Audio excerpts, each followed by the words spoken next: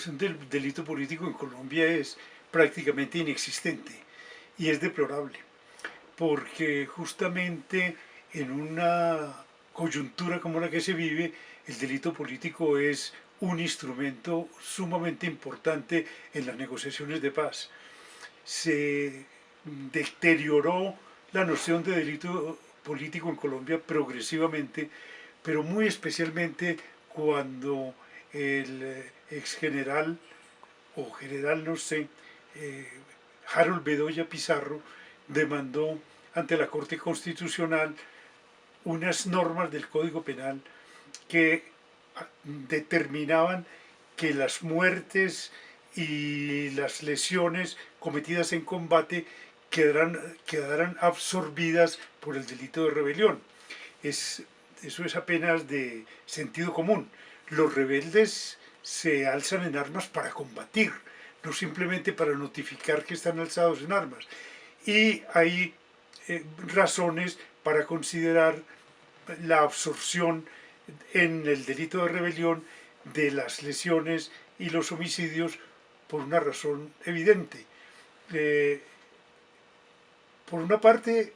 una consideración de orden práctico. Es imposible determinar en un combate quién mató o quién hirió. Pero además hay una de principio, que ya la enuncié al comienzo. Los rebeldes justamente se alzan para combatir y el combate hace parte de la rebelión y los resultados del combate también, salvo que al margen del combate cometan delitos atroces. Entonces esos delitos atroces sí no quedarían subsumidos en el delito de rebelión. Me parece que ese deterioro creciente que ha sufrido el delito político en Colombia se debe a la recepción de una doctrina europea,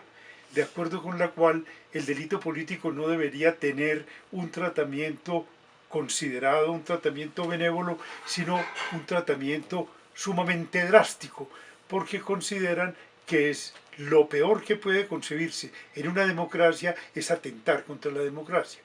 Y resulta que habría que cortar mucha tela,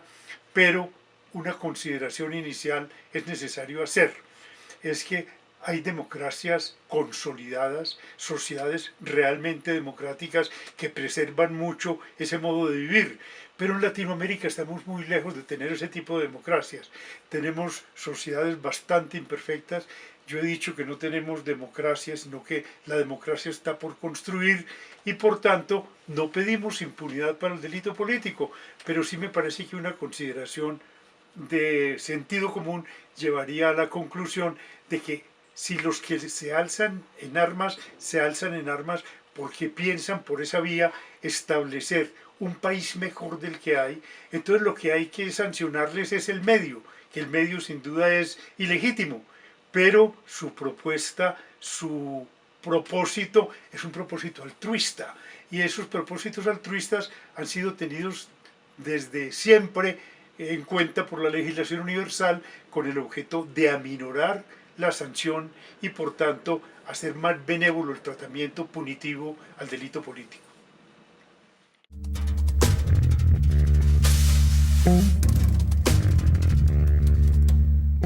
Cuando el general Bedoya presentó su demanda ante la Corte contra las normas relativas al delito político, yo presenté una ponencia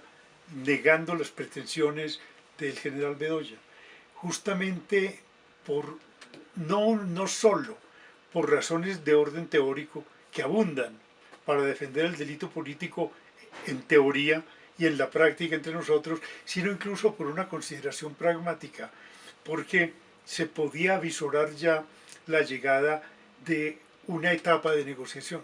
Y en la etapa de negociación, cuando se considera al interlocutor rebelde, alzado en armas y no delincuente, terrorista, etc., entonces el diálogo es más simétrico. Además, el rebelde se siente mejor tratado, hay una especie de igualdad en la interlocución y por tanto el delito político, como además muchos de los delitos conexos quedan subsumidos por el delito político, entonces se hace mucho más fácil la negociación, mucho más flexible, porque se puede llegar mucho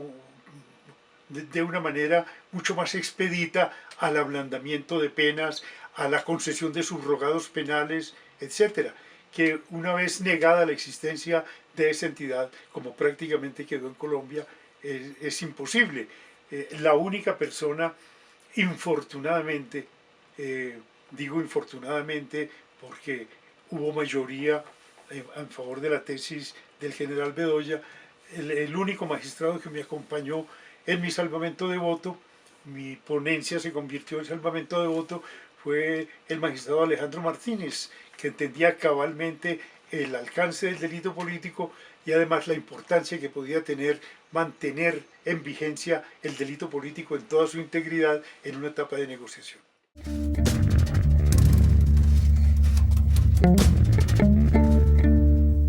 Pienso que más allá del daño que se le hizo al Código Penal colombiano, declarando inexequibles esas normas, la Constitución da pie para que a los grupos alzados en armas se les dé un tratamiento diferente de los que se les da a los delincuentes comunes. Es que el gobierno colombiano, desde el gobierno anterior,